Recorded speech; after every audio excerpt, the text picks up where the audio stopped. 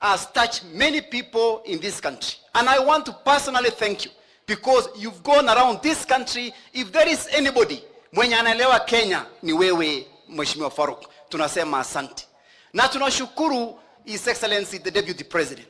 First, I want to commend you, Your Excellency, kwa msimamo ambao umesema tangu hii mambo ya maandamano yanze. Umesimama na ulisema hakuna mambo ya handshake. And you have stood, and I'm telling you, Kenyans are behind you, na tunasema hatuwezi kubali mambo ya handshake. Sana hapa Western, huko Rift Valley, na many parts of Kenya, we will not stand with it. Your Excellency, we do a great business na maziwa nyingi yenye tunaleta hapa Western. Tuko na ng'ombe yenye tunaleta kufanya biashara. Tuko na mboga yenye tunaleta. Shida, Your Excellency, vile umesikia, ni mambo ya barabara. Kuna barabara inatoka Chepteruai, Cheptilil mpaka hapa Malava. Imekuwa shida wakati tunaleta ng'ombe. By the time inafika hapa, ng'ombe zingine zinaanza kufa. Your Excellency, and I know Murkomen has mentioned the CS, we urge you to really expedite the process of making this road. Ndio sasa biashara iendelee. And the last one, Your Excellency, is the security road that starts from Mikoli, inakuja Tabolwa mpaka Kaiboi. Your Excellency, we are requesting that a police station is established at Tabolwa so that we continue to exist between Malava and Mosop in peace.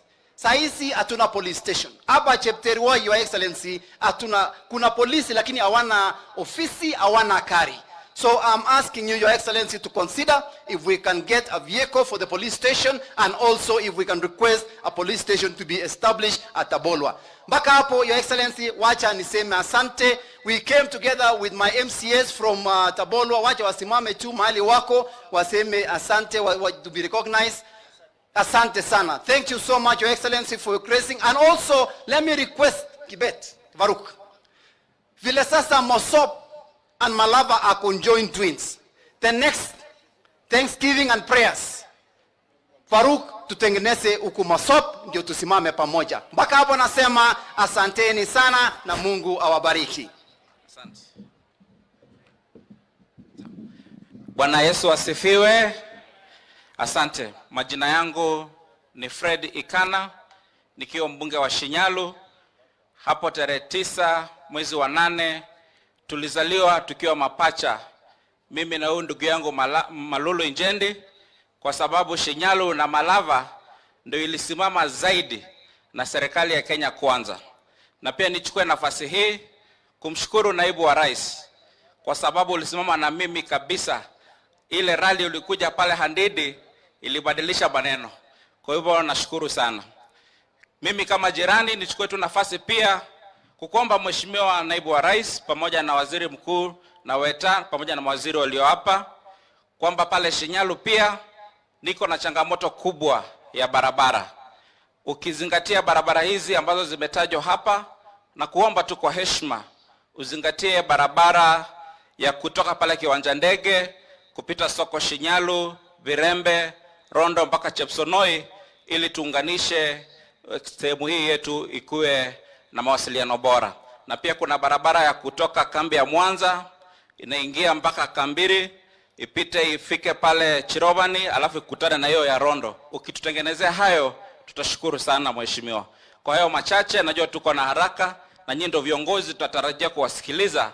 Tunaomba tu tuwapatie nafasi ili mseme na sisi, na sisi tusimame pamoja na nyinyi ikifika mwaka wa 2032 baada ya ile tamu ya rais wetu William Ruto. Tuko na imani kwamba kiongozi wa Kenya atatoka kwenu nyinyi watatu kulingana na vile mtatupanga. Asante, Mungu awabariki.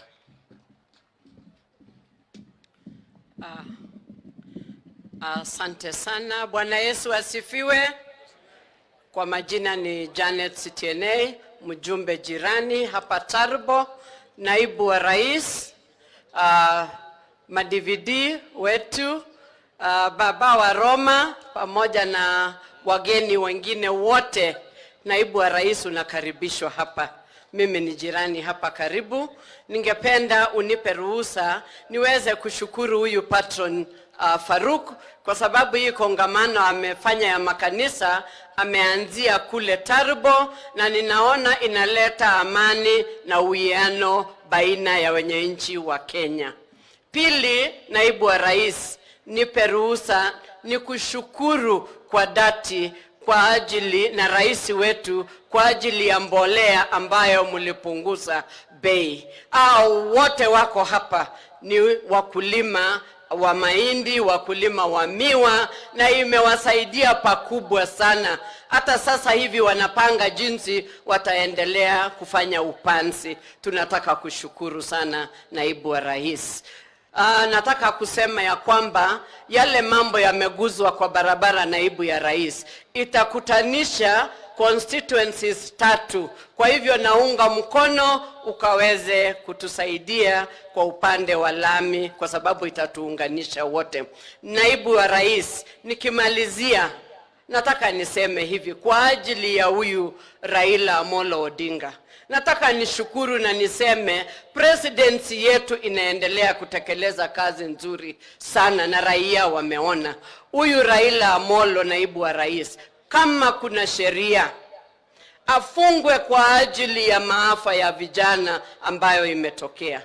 Afungwe kwa ajili ya mali ya watu ambayo imeporwa, naibu wa rais. Na pia naibu ya rais afungwe kwa kuweka aibu wanaume wetu wazee kubeba masufuria kichwani. Ni laana katika kidesturi ya Mwafrika. Na mwisho kabisa, naibu wa rais, nafikiri kwenda mbele tuweze kuketi tuone ya kwamba picketing itengewe sehemu moja katika hii nchi ambapo mtu yeyote kama Raila Amolo Odinga anataka kwenda kupicket, wakae pale wamesingirwa, wafanye picketing, wamalize. Tutenge sehemu ya kufanya picketing katika nchi yetu. Otherwise, naibu wa rais, pale Chepsaita ambao ni mpaka yetu, kuna shamba ambayo ni PI, na ningependa kuomba naibu ya rais, ili tuweke jina lako, utujengee pale TTC, ambapo wenye nchi wa Western na wale wa Rift Valley watoto wao watakuwa wanaenda kusoma pale. Asante sana naibu ya rais, na karibu sana Rift Valley na Western. God bless you and God bless Kenya.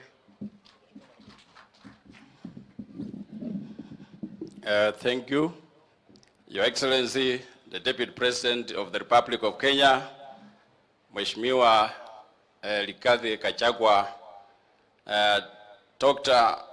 Moses Wetangula, Speaker of National Assembly, Dr. Musalia Mudavadi. All protocols observed. Nataka kuchukua nafasi hii kwa ufupi, Your Excellency, because si siku ni yako na tumechukua muda mrefu. Wananchi pia wanachoka. Sitajukua nafasi mrefu sana kwa kuongea.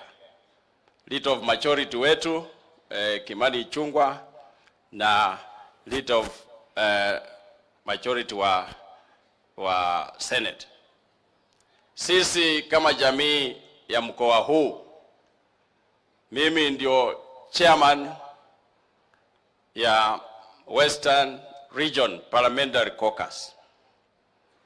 Na tumeongea wabunge wote kabla hii maneno, tukasema ya kwamba sisi hatutaingia kwa mambo ya maandamano. Na nataka kushukuru nyinyi jamii yote ya Rift Valley na ya hapa Western Region ya kwamba mmetusikiza kama viongozi wenyu na mkae namna hiyo kangari. Nataka kuchukua nafasi hii kushukuru Mheshimiwa Malulu Injendi. Hii Rosari anafaa si ya ukora, si huyu ako, yani ni mtu wa haki, na mlifanya vizuri kuchagua yeye kama mbunge wetu katika mkoa huu. Na mheshimiwa, endelea kuombea sisi, hata vile mlinichagua mimi mliniona, yani nimesikia maneno kiongelewa hapa. Mheshimiwa gavana wetu wa jimbo la Bungoma kiongelewa, na mimi ndio nilikuwa kwa hii serikali. wakaniweka pingo, wakanifunga, hawakutaka nikuwe kwa hii serikali, wakanitisha, wakanitoa. Sasa vitu ikiongelewa hapa, mimi nasikia vibaya, kwa vile mimi ndio ningekuwa napokea hizo vitu. Lakini mheshimiwa, uko kwa njia mzuri, makamu wa rais. Umeanza mkuu yako sawa sawa, tembea ukitembea kila mahali. Tuko na viongozi hawa kina speaker na cabinet prime secretary. Utembee na wao. Tembea na hawa.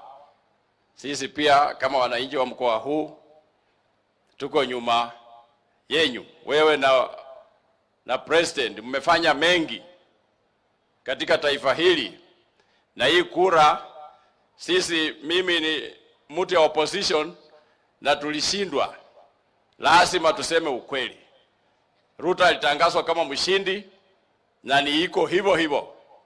Kama ni furuku angeleta wakati ule, na hii serikali iko miezi 6 tu, hamuchaendelea sana, na ile hata budget yenyu hamuchaitumia, hamuchaanza. Kwa hivyo ile budget iko ni ya Uhuru na Raila wakiwa kwa handshake. Kwa hivyo tupee hii serikali, naomba Raila apee hii serikali nafasi ili pia wajipange, tuone vile wanaendesha nchi hii kwa ustadi namna gani. Na niko sure ya kwamba hii serikali ya Kenya Kwanza itaenda kudeliver chini ya hawa viongozi wawili. Na sisi kama jamii tuko ndani ya hii serikali. Hata mimi niko ndani ya hii serikali. Kwa vile tuko na one arm of government. Serikali hii Wetangula ako ndani kama speaker. Serikali hii Dr. Musalia Mudavadi ako ndani kama prime secretary, na sisi na mawaziri. Kwa hivyo sisi kama jamii ya Western Region hatuna wasiwasi yoyote. To support hii serikali kwa njia zote. Mheshimiwa President Ruto alijua Faruku huyu, na ametembea naye kwa muda mrefu. Na plani za Faruku hakuna mtu Kenya hii anaweza fikia. Na ndio unaona president anamkwamia tu kwa mambo ya planning, mambo ya mobilization, mambo ya nini. Mheshimiwa Faruku, uendelee namna hiyo, na hiyo heshima kwa rais wetu. Nafikiri kwa chini ya masaa sitaongea mambo mengi, lakini nataka na naomba jamii zetu counties 5, Trans Nzoia, Bungoma, Vihiga, Busia, Kakamega, sote 2027 tunapiga kura kwa kikapo kimoja, bila kusema ati wewe ni Maragori, wewe ni Mteso, wewe ni Msabot, wewe sijui ni Munyala. Sisi hiyo vitu ambaye hatutaki. Admin ni Bukusu, hapana.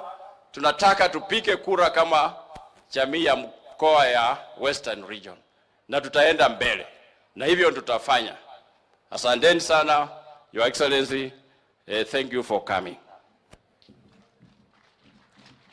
Basi kwa leo kuna wajumbe wafuatao hawakufika, lakini iko na ujumbe wao. Mheshimiwa Emmanuel Wangwe na Vaholo amenipatia 30,000 kwa Faruk. Kuna Mheshimiwa Sloya Sabatia ametuma mwakilishi anayesimama tu aonekane.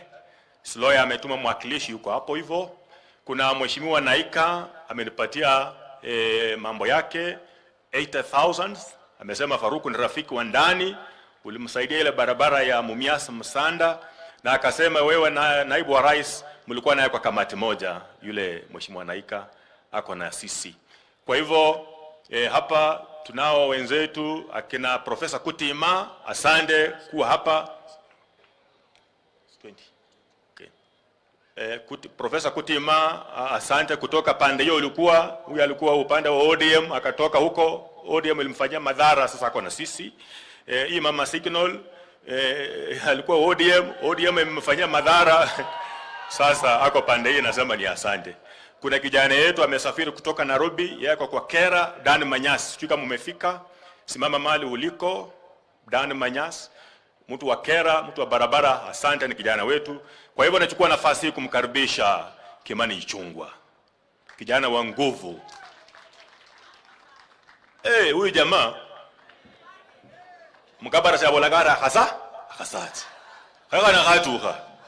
Small in body, kitu kwa akili kubwa. Karibu. Mheshimiwa Sloya amepeana shilingi 20,000.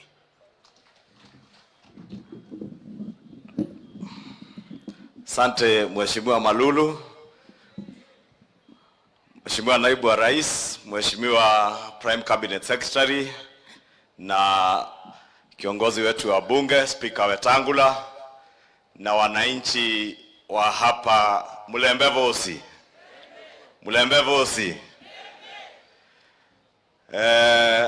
Naitwa Kimani Ichung'wah. Kwetu ni huko Kikuyu, Kiambu County, pale Mlima Kenya. Na nimefurahi kuja kuungana na ndugu yetu Faruk na Mheshimiwa Naibu wa Rais na viongozi wengine kwa hafla hii ya shukrani kupitia kwa makanisa ambayo Faruk ni patron wake. Na Mheshimiwa Faruk, ni vizuri kuwa patron wa makanisa. Najua wakati ulikuwa hapa ulisema kuna mapatron, hata iko patron ya maandamano, na wewe umeamua usiandamane kama sio maandamano ya Palm Sunday ya kanisa la Katoliki, na tunakushukuru, na ndio tumekuja kukushikilia na watu wa eneo hili. Mengi yamesemwa Mheshimiwa Naibu wa Rais, kwa hivyo sitakuwa mwingi wa maneno, lakini jua jana na nimesikia Mheshimiwa Beatrice akisema ya kuwa watu wamepora mali kwa maduka mpaka wamemaliza huko Kisumu. Sasa wameanza kupora maiti kwa mochari. Na umesikia Mheshimiwa Waziri wetu wa barabara akituambia yale yanatendeka.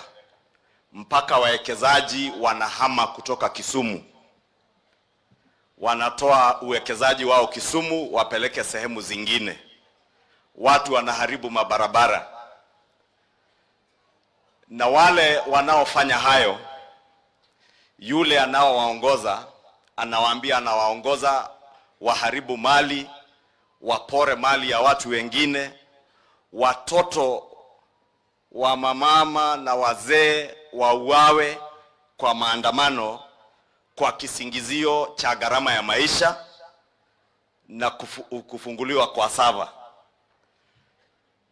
Na spika wangu ambaye ni wakili shupavu, huyu Papa wa Roma, na ni Mkatoliki mwema, kwa hivyo usema ukweli vile ulivyo, atakwambia pale Supreme Court tarehe 31 mwezi wa 8 hiyo sava wanauliza ifunguliwe.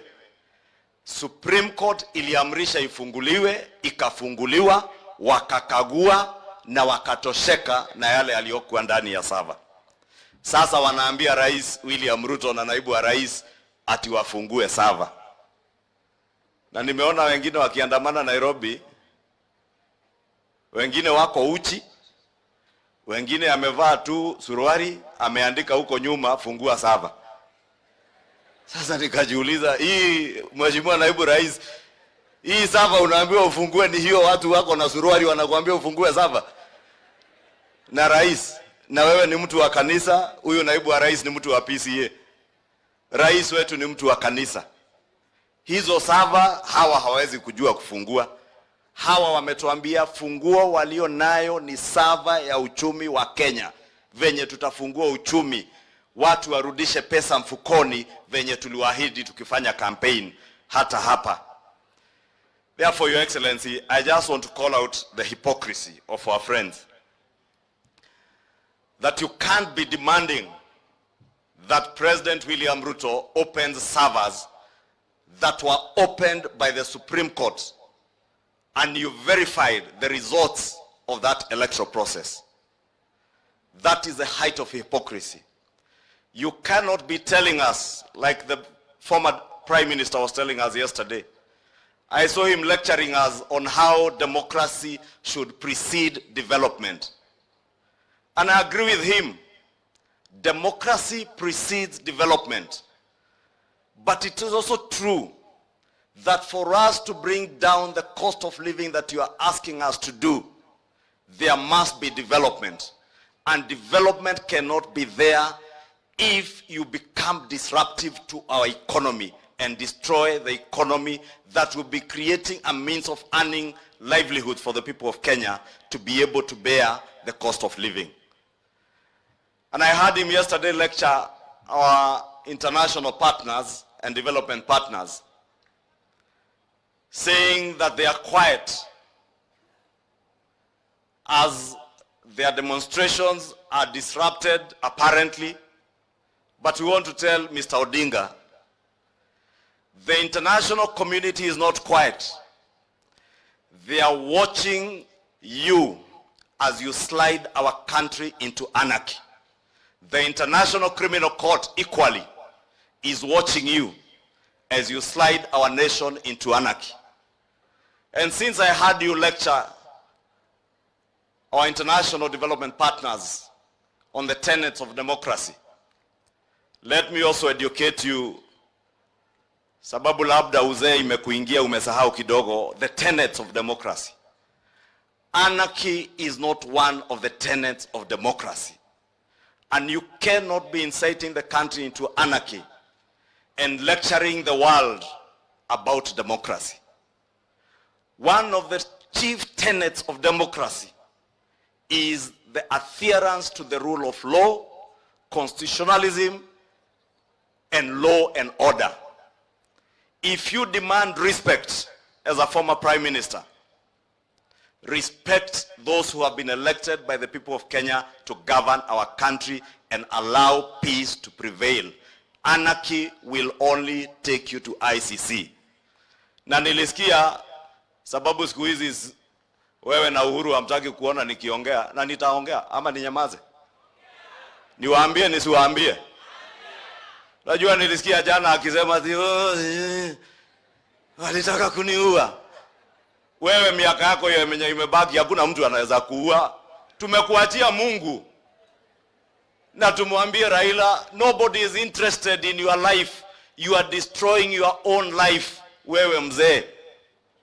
William Ruto, Rigathi Gachagua, Musalia Mudavadi, Wetangula, Kimani Ichung'wah na wale wengine unashida ukitajataja ati tuna haja na maisha yako. Hatuna haja na maisha yako, tuna haja na maisha ya Wakenya wenye unaua kwa maandamano, vijana wenye wamekufa Kisumu, watoto wa wenyewe. Na wewe Raila huwezi hata tembelea hizo mafamilia, lakini una nguvu, una uwezo wa kwenda kumtembelea shamba la Uhuru Kenyatta kuangalia miti iliyokatwa na kondoo. Kondoo na miti ndio ziko na maana kuliko maisha ya wananchi kweli?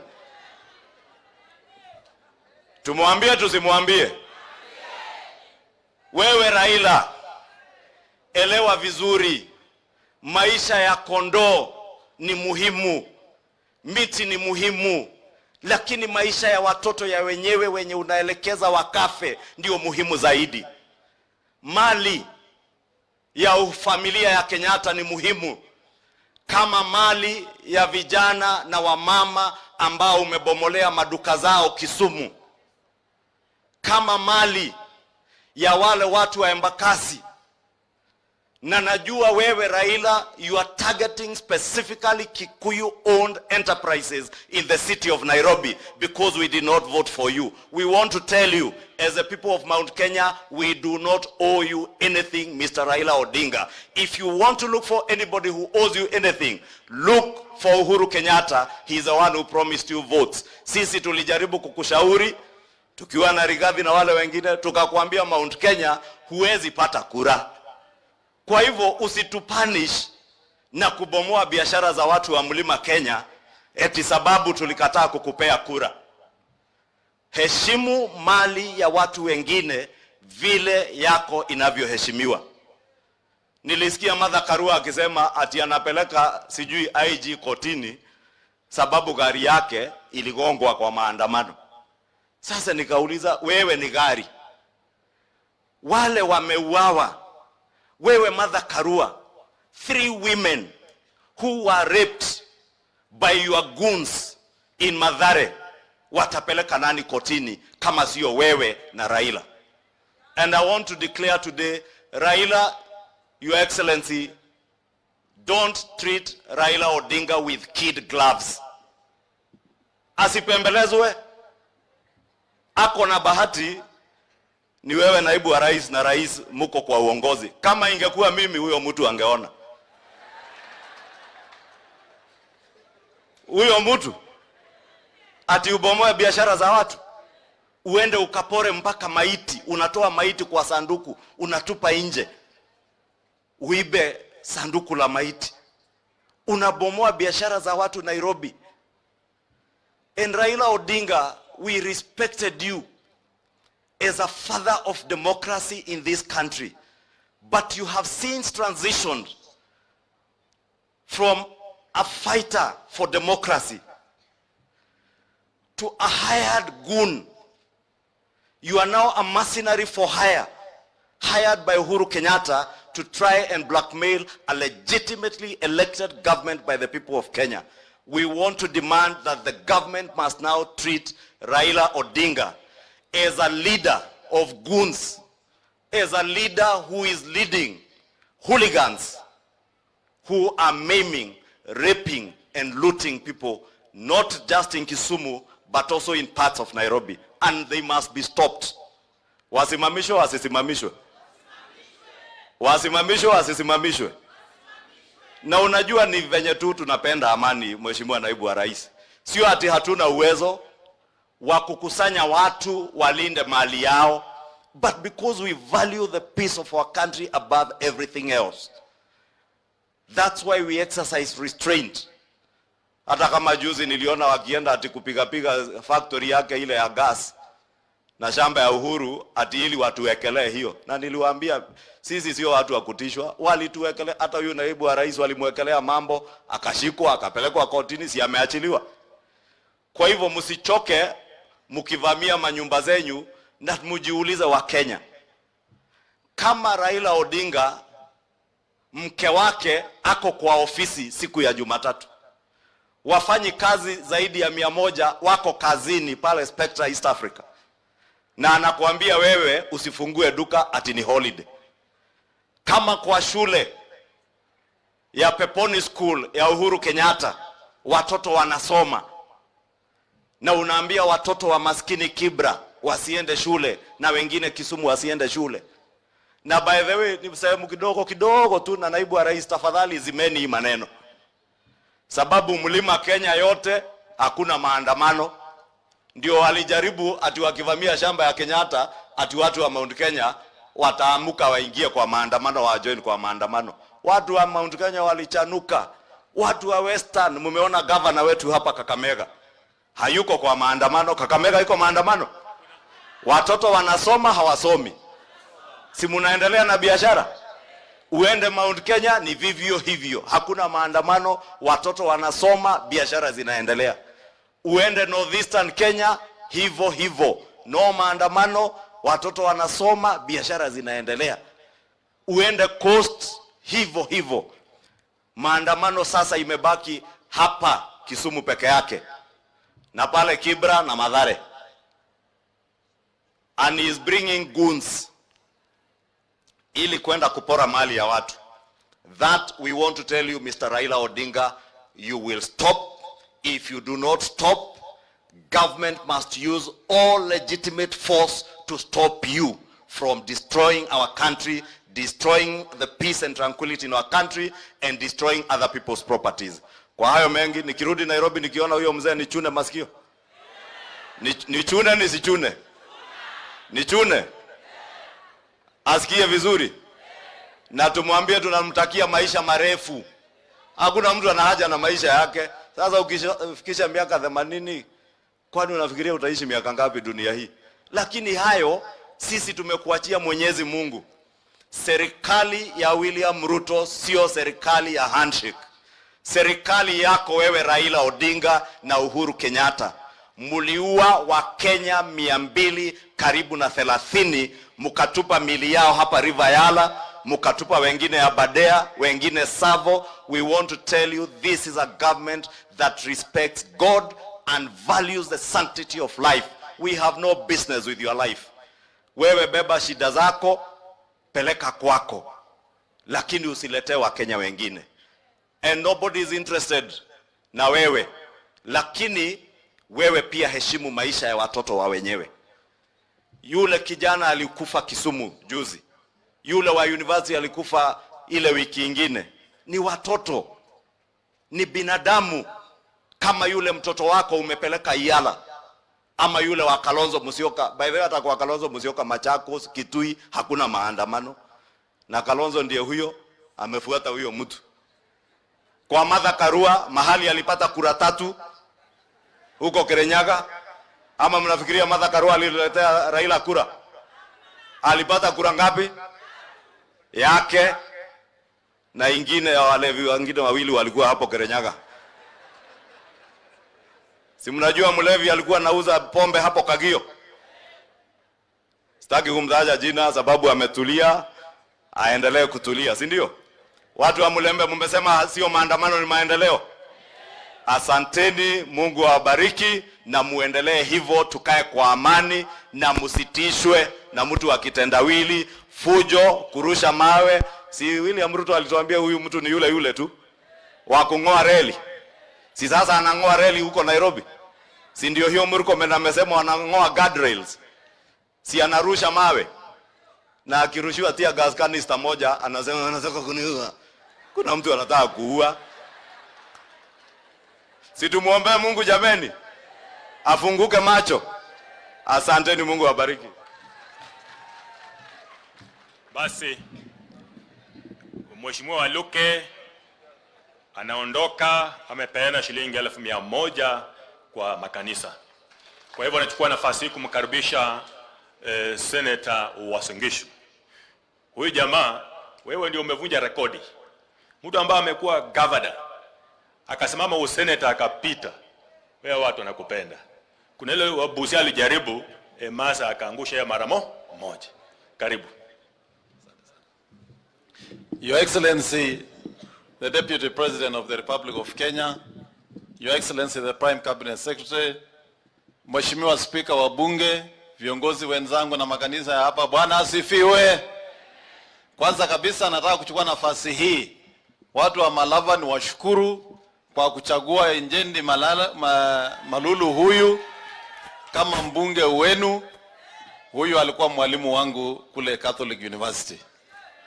Ya pili, nishukuru Mheshimiwa Naibu ya Rais kwa kupata nafasi kututembelea hapa Malava na sisi Uasin Gishu na majirani, na ile muungano ambao mlituletea kama wa Kenya, wewe na Mheshimiwa Rais mkiungana na Wetangula na Mheshimiwa Mudavadi, ndio unaona tunazidi kuendelea.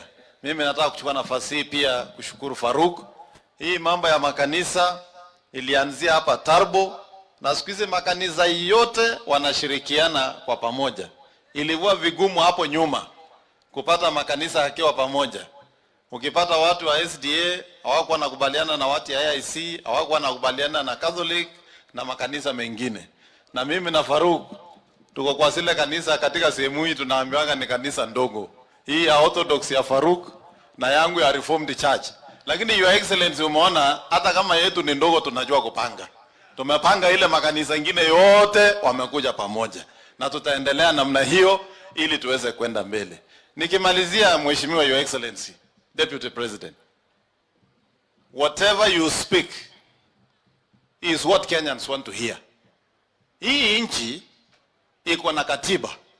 Na ni katiba tuliambiwa kama sio sasa ni sasa hivi. Na katiba hiyo ndio imeleta uchaguzi tumefanya mwezi wa 8. Na imeweka serikali kikamilifu. Pia mimi nataka kuomba makanisa yetu, saa ile mnatuambia tuongee na Mheshimiwa Raila, kabla hajaongea na sisi mfunzeni Biblia, kwa sababu Biblia inasema hakuna mamlaka yeyote itatawala bila baraka ya Mungu kukubali. Kwa hivyo akubali utawala ambaye iko ya Mheshimiwa William Ruto kama rais na Mheshimiwa Rigathi Gachagua kama naibu ya rais na wale viongozi wengine. Ya pili, mimi nasikia hapa tumesema Raila anaongoza maandamano. Mahali imefika Raila anaongoza post election violence. Na wakati imefuka hiyo mpaka, serikali ichukue hatua ya kutosha kuzuia maafa ya Wakenya na uharibifu wa mali. Nimesikia akilalamika international community, sijui ya wamsikizi, sijui huyu ambassador wa Amerika haelewi maneno ya uchaguzi. Mimi nataka kumwambia kwanza, ile server mnang'ang'ana ifunguliwe inatengenezewa Amerika. Ile internet mnang'ang'ania ilitoka Amerika. Na kama umesahau, wakili wako ndio alishuhudia server ikifunguliwa na ikaconfirm results ya uchaguzi kuwa rais wa 5 ni William Ruto, naibu ni Rigathi Gachagua, na tumeunda serikali itapeleka Kenya mbele. Mimi nataka kuomba Inspector General of Police, Your Excellency, it is not your work. It is not the work of the President. The Inspector General must arrest all the goons, wale wana destroy property ya watu, na hata waanze na hii watu wameua MCA ya Kisa East hapa Kakamega. Ndakana tukiongea wala wamehusika nani wote washikwe. Hii nchi iko na sheria. Na hatutakubali watu wameishi miaka yao, wamekula rotuba ya nchi hii, wamefika miaka ya kustaafu na kukula ile wamepata, wanataka kuzuia sisi ambaye tunatafuta tupate nafasi ya kutafuta na nafasi ya kukula hiyo mali. Hiyo sisi hatutakubaliana nayo. Mimi nataka pia ya mwisho nikimalizia, niombe rafiki yangu Mheshimiwa Uhuru Kenyatta, tangu tupate marais wamestaafu katika Kenya hii, wewe ndio umefunja rekodi kwenda nyumbani na kurudi kwa mlango ya nyuma kufanya mikutano ya hadhara. Mimi nataka kuambia Mheshimiwa Uhuru Kenyatta, former president, with all respect, wewe uliletwa siasa na Mheshimiwa retired President Moi. Na ninakumbuka alikuanzia kwa kanisa la AIC Milimani. Moi alipoondoka kwa kiti, hatukumsikia akifanya mikutano ya kuharibu serikali ya Kibaki. Kibaki alipoondoka, aliondoka kama mzee wa heshima. Licha ya matatizo ile ilikuwa hapo nyuma, alimaliza muhula wake, akaondoka kwa ofisi, akaretire. Wewe hujamaliza miezi 6 nyumbani, unataka kurudi. Na Your Excellency, tulikuwa nasikia story nyingine kabla ya uchaguzi ati sijui Putin, sijui nini. If they think they have an opportunity to experiment with this country, we want to tell them it is not possible. And if they want to know it is not possible, post-election violence has been confined to Kisumu, Kibera and Mathare. And we are asking the government to zero in those places na wamalizane nayo. Ya mwisho, watu wa media. Tumesikia juzi watu wakilalamika ati kuna watu ya media walipigwa, sio walikuwa kwa gari. Hiyo gari ilikuwa gari ya Azimio. Ilikuwa gari ambayo inabeba watu ya kufunja mali ya watu. Kama wewe ni mtu ya media, ulikuwa unafanya nini ndani ya gari ambayo imebeba majambazi ya kuharibu mali ya Wakenya? Pia media ya Kenya, we want to be fair and stop being biased. Usituonyeshe maandamano asubuhi, post election violence asubuhi mpaka jioni. Mbona wewe hujaonyesha wakulima wangu ambao wanapanda mahindi hapa Wasingishu hii yote na Kakamega hii, we are busy, tuko kwa mashamba. Alafu unazunguka huko Kibera na unatuambia ati bei ya unga. Your Excellency, sisi wakulima wa mahindi tumekasirika. Watu wakule ugali kwa ile bei inalingana. Kama watu watashinda Kibera wakizunguka na maandamano alafu wanasema bei ya unga iteremshwe, shauri yao. Wawache Kibera warudi kwa mashamba. Tunahitaji watu ya kufanya kazi, sio watu ya kuzunguka Kenya hii na maandamano. Kwani nani ni punda ya nani ya kulisha nani? Sisi tumekataa. Watu waende kwa kazi. Na mimi nataka kuomba vijana wenzangu Kenya hii, kwanza nyinyi na sisi ambazo tumetoka kwa jamii ya chini, watu tumekuwa maskini. Wewe unaenda kufuata mtu, unasikia yako na kampuni inaitwa Spectra East Africa. Wewe uko na baisikeli ngapi? Unaenda kufuata mtu amepeleka mtoto wake East Africa Community. Unaenda kufuata Kalonzo Musyoka, mtoto wake ako East Africa Community. Wewe huyo mtu amekupeleka wapi? Hata sisi tuanze kufikiria. Tuache kutumika vibaya. Na watu wamekuwa matajiri, wamekula mali ya Kenya hii, biashara ya serikali, na mahali wanaenda. Your Excellency, Hii pesa ilitolewa hapa, tunataka kujua iko kwa mama ya nani. Kama hiyo pesa itatoka nje ya Kenya, tuende tutafute turudishe kwa serikali. Ikuje ifanye hii kazi. Hatuwezi hangaika na ile pesa imeibiwa ndio inatumika kupanga maandamano. These people must stop. Na hii biashara sasa lazima ikome. Huko kwetu Your Excellency wasingishi hii maandamano, tunasikianga na hata hii TV inaonyeshanga maandamano haishikangi sana huko kwetu. So mbolea ilifika vizuri, tunataka kushukuru wewe na rais. Tunaomba tu sasa sehemu ambazo hasijapata waziri wa kilimo harakishe, kwa sababu hiyo mpango ya mbolea mumelete ndio itapunguza bei ya chakula Kenya hii. Hawa walitoa pesa ya strategic food reserves. Hawa ndio walitoa subsidy ya mbolea. Ndio saa hii tunahangaika. Ya mwisho, watu ya Western. Unajua nyinyi ni majirani na ninyi watu tulikuwa tunaheshimu. Wakati nimeona Eugene Wamalwa ana sufuria kwa kichwa,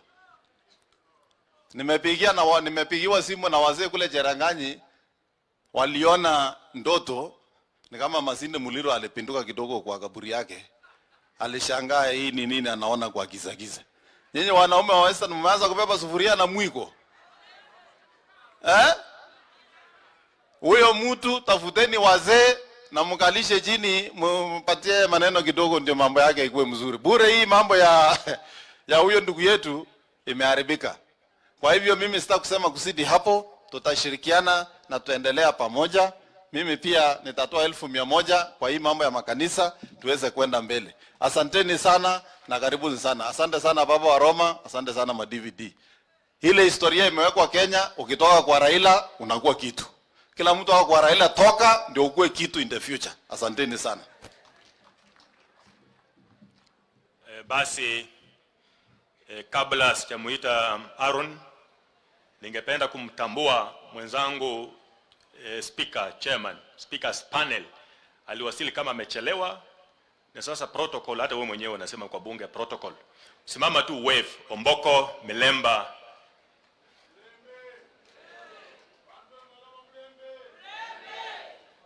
Mbunge wa Mohaya. Karibu kwa sasa namkaribisha Senator Aaron Cheruiyot, mkubwa wa masenators. Karibu.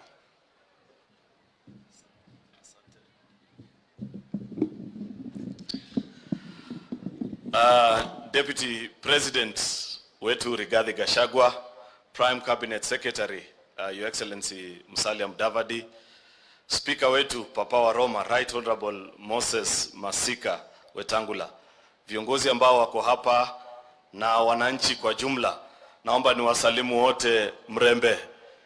Mrembe vosi. Bwana asifiwe. Asante. Nataka nitoe shukrani.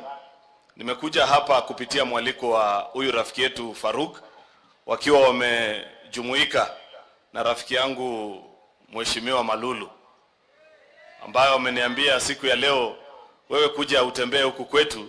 Tuko na hafla ya maombi ya kumshukuru Mwenyezi Mungu. Na mimi nikiwa kiongozi na pia mwana Kenya kwanza, mimi natambua kile maombi ilitufanyia. Kwa hivyo pale popote ambapo pona maombi, mimi siwezi kukosa. Mimi nimekuja kwa sababu ninajua siasa ile ambaye tulifanya mwaka uliopita, kama haingekuwa maombi, basi tungebebwa na maji. Wale ambao wanamjua Mungu wao, mkikumbuka ile msukasuko ambayo ilikuwa Kenya safari hiyo, na vitisho na maneno mingi, unaambiwa utashikwa, utafanyiwa nini, na pesa na mambo yote, iligharimu mkono wa Mwenyezi Mungu sisi kuweza kufika hapa. Hata wanasiasa wengi walipoteza njia, isipokuwa tu wale ambao wanamjua Mungu wao. Hao ndio waliamini na wakajua Mwenyezi Mungu atawaongoza. Ndio maana nilisikia hata mheshimiwa rafiki yangu Malulu akisema hata yeye kidogo karibu ateleze. Bahati mzuri tu yeye huwa anatembea na hilo zari yake.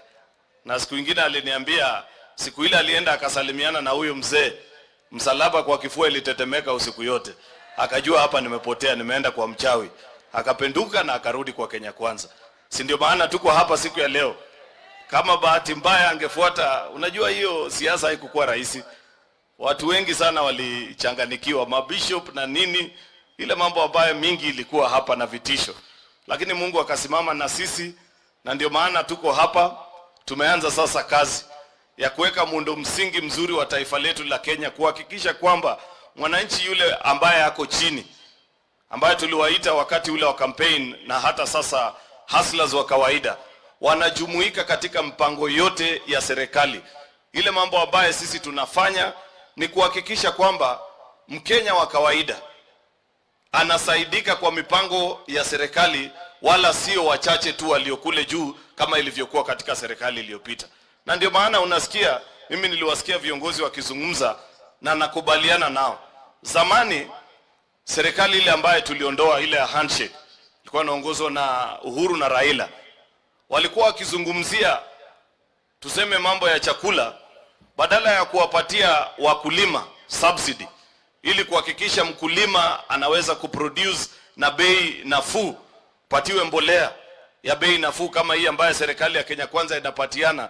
Hao wanakuuzia mbolea 7,000, unauza mahindi, alafu sasa badala ya wewe kulipwa pesa, wale matajiri ambao wanasiaga hiyo unga ndio wanalipwa hiyo pesa, mwananchi wa kawaida anabaki hohehae. Serikali hii imekuja imebadilisha mfumo huu na imesema badala ya kununua 7,000 uje upewe mbolea na shilingi 3,500, na tunawapatia pongezi kwa hiyo. Ile tu ambaye tungesema Mheshimiwa Deputy President, ambaye viongozi wengine wamezungumzia hapo awali, wamesema tuongeze hiyo fertilizer iwe nyingi zaidi.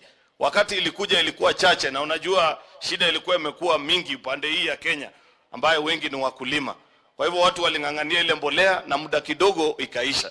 Ya pili ni kuhakikisha watu wasiendee mbali sana, iletwe karibu kwa mawodi na wakulima. Hata ukiweza kutumia hizi agrovet ambazo ziko kwa centers, wanakulima waweze kuchukua kwa bei nafuu, sio itakuwa vizuri?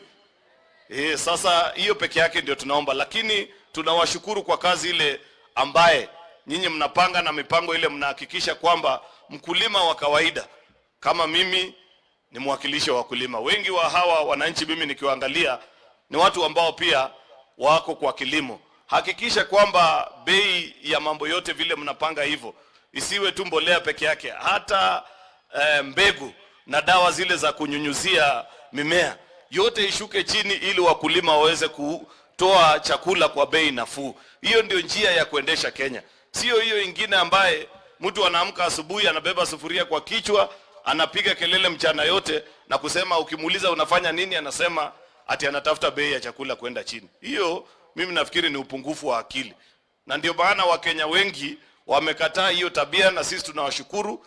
Mimi nashukuru baka viongozi wenu wa hapa Kakamega.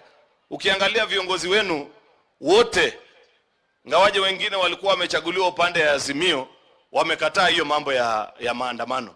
In fact, mimi sijaona mjumbe yoyote wa Kakamega ambaye yako kwa hiyo maneno ya maandamano. Fikiri saa nyingine tu naonanga mmoja ule kijana naitwa nani? Selasia. Lakini rafiki yangu nilimuuliza akaniambia hapana, mimi siko kwa maandamano. Kuna vitu Wajakoya anatembeanga nayo saa nyingine, anamuonjesha tu kidogo, yeye ikiisha anarudi. Kwa hivyo hakuna mtu ya Kakamega ati utapata kwa maandamano. Na unaona hata governor, mimi nampatia Governor Fernandez Baraza pongezi sana. Governor Fernandez yeye amesoma. Ameona ile masaibu imepata Oparanya ambaye alikuwa gavana wenu hapa. Oparanya alifungulia mlango huyo mzee. Huyo mzee amemdanganya, mwisho amemweka kwa mtaro. Na ndio unaona Oparanya hata uchaguzi imeisha, yeye bado hawachane na ule mzee. Na nikimuuliza vizuri atawaambia ukweli. Ni ile vitu yake yenye huyo mzee alichukua akimwambia ati atakuwa minister. Hasa ukiuliza Oparanya ni nini bado unafuata, anasema sasa nitatokaje kwa huyu mzee, na unajua alichukua vitu yangu akaniambia mimi nitakuwa minister of finance. Ndio baada wako kwa maandamano hati anangojea kukuwa minister of finance. Isafadhali kanisa, mimi nasema muombee gavana wenu wa zamani ajue uchaguzi iliisha, mambo ya finance minister ilienda, na pia ile vitu yenye huyo mzee alichukua hakuna njia ya kupata tena. Ndio maana Fernandez amejifundisha mapema akasema mimi hiyo njia ya maandamano hawezi kukubali. In fact, viongozi wengi ukiwaangalia hata wale wa ODM, si wiki iliyopita mliona Governor Anyang' Nyong'o asubuhi anaandika barua anasema hakuna maandamano. Saa 8 anapigiwa simu anaambiwa nani amekupatia ruhusa ya kucancel hiyo maneno ya maandamano. Yaani wamekuwa kama ile kwa Biblia inasemekana the spirit is willing but the body is weak. Yaani kwa roho yake yeye anajua ukweli, lakini sasa atafanyaje? Na unajua hawa viongozi wa ODM mara nyingi hata wapitishi kwa mchujo. Unaambiwa tunakupatia tikiti, ndio kesho yake kile ile sisi tunasema we unafanya. Bwana, hata inastua watu wengi. Mimi nikimwona ati Raila, how can Raila talk about democracy? Mtu anaongoza chama ambaye sheria ya chama ni baba is right. Hakuna kitu ingine.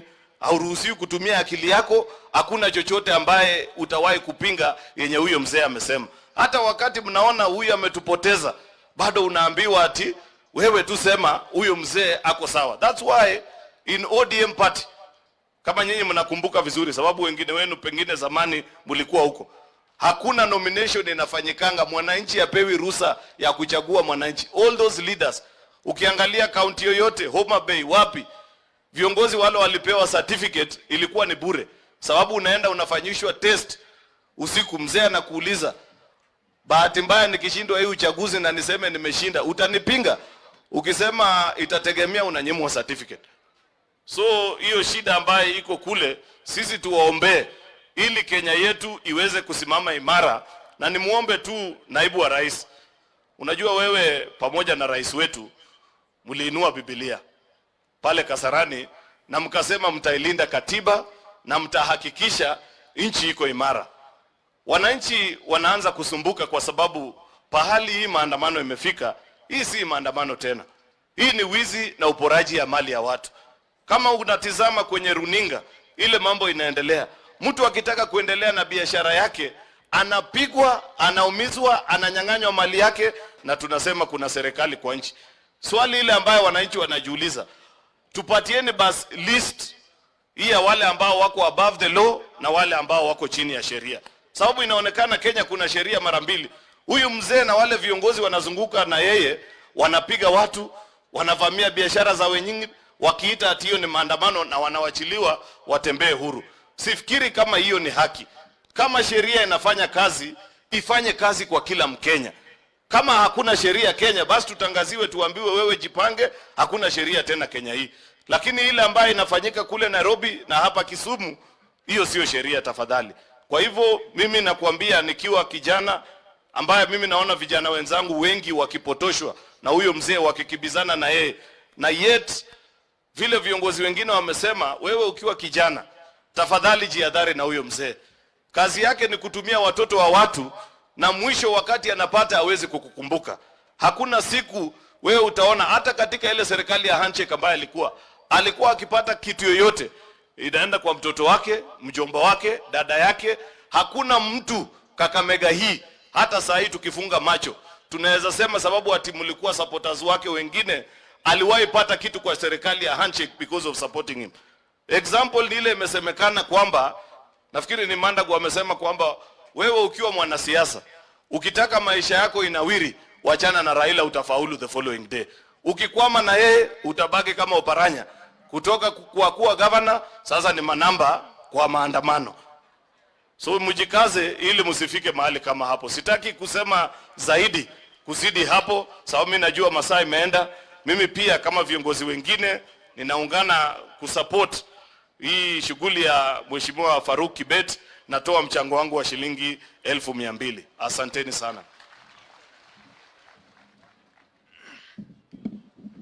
Basi nikimalizia, hata na mimi niko na shilingi 100,000 kwa ajili ya makanisa. Mwisho, sasa nimefikia wale wakubwa, governors, kwenda huko juu. Na kabla sijamuita,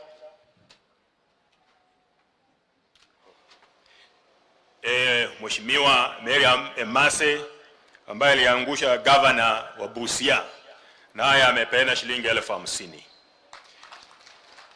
Sasa nyinyi watu wa Malava, nataka muangalia kabisa hii ya mwisho. Ni nani anasimama, nani mwingine anasimama. Ndio muelewe ile position nyinyi watu wa Malava, watu wa Western, abantu avaluya, ile position mmepata kwa hii serikali ya Mheshimiwa William Ruto. Malambira kweli. muko ndani. Kwa hivyo mtu asiwachezee nyinyi. Kwa hivyo Professor Shivairo, Vice Chancellor, most asante kuwa na sisi. Professor Nandi, asante. Vice Chancellor Kaimosi, asante kuwa na sisi. Na kwa sababu tumekuwa kwa muda mrefu tukisikiza, ningependa na sisi tuongee. Tuongee, wewe ukiongelee, mimi nikiongelee, na tuongee na Mungu. Kabla gavana wa Bungoma hajafika hapa kuchukulia program hapo. Nishike mkono Bwana. Nishike mkono Bwana, nishike mkono. Mimi ni wako Bwana. Mimi ni wako Bwana, mimi ni wako. Usiniwache Bwana. Usiniwache Bwana, usiniwache. Governor Bungoma Ken Lusaka, karibu. Basi asante sana Mheshimiwa Injendi. Our guest of honor today, Deputy President wetu Geoffrey Rigathi Gachagua, our Prime Cabinet Secretary, Speaker of the National Assembly, viongozi wa bunge zetu mbili, Wakristo wenzangu, rafiki yetu Faruk ambaye ametuunganisha hapa. Mimi pia nataka nichukue nafasi hii kushukuru Mungu sana. Na niseme mimi sijapotea. I'm not lost. Siko hapa kiajali, nimekuja hapa kwa kupenda na kwa kujua nini nimekuja kufanya. Mheshimiwa Naibu wa Rais, wacha nikukaribishe Western Kenya. Na niulize watu wa Bungoma ambao tumekuja nao, msimame tu muonekane. Tuko na Nancy Kibaba ambaye ni latest CAS wetu. Na tunashukuru serikali ya Mheshimiwa alikuwa hapa Weishi. Okay, ako pale. Sorry, very good. Hiyo ndio CS wetu kwa jenda. Nashukuru Mheshimiwa Rais na Naibu wa Rais for that chance. Tuko na mabishops kutoka Bungoma, msimame. Tuko na MCS kutoka Bungoma, msimame. Nashukuru sana. Sisi tumekuja hapa kuomba, na niseme mlembe mwezi, mlembe swa, mlembe mia. Kwa wageni mlembe ni peace. Sisi ni watu wa amani. That's how we greet hapa, kwamba mlembe we mean peace. Na ndio unaona mambo ya demonstration. Sisi demonstration, wakati nimekuja nimeona demonstration kubwa kabisa, watu wako kwa mashamba wanapanda mahindi. That is the greatest demonstration ambayo tuko nayo upande huu. Haya mengine kama Bungoma, hiyo tunaona kwa TV na kwa view sasa, because we know what it means. Democracy, ukipiga kura kuna mshindi na mwenye kushindwa, and you can't be complaining every time. Ukienda shule ati waliiba pencil yako, next day wameiba pencil, next day wameiba. Kwani wewe ni mtoto aina gani kila siku unaibiwa? There must be a problem. But democracy, ukishindwa umeshindwa, kubali, tuende mbele. We were moving very well, lakini sasa tunataka kurudishwa nyuma. Na tuko kwa kanisa. Biblia inasema Romans 13:1 and 2, all authority comes from God. And if you oppose that authority, you bring a curse unto yourself. So come to the authority ambayo imewekwa na Mungu. Serikali imewekwa na Mungu. Wale tumetembea tunajua. And I have a reason to come here kwa sababu ilikuwa ngumu. Even making decisions. Unajua mimi ni mfupi lakini naona mbali. I am the only governor wa Kenya kwanza in what used to be called North Kavirondo, Western na Nyanza. Na niliona kwamba hapa ndio tunaingia. Na tumeanza kuona matunda ya kuwa kwa serikali. By the way, I have never been in opposition. Nimekuwa kwa serikali na pimanga, na pima alafu naingia the right place at the right time.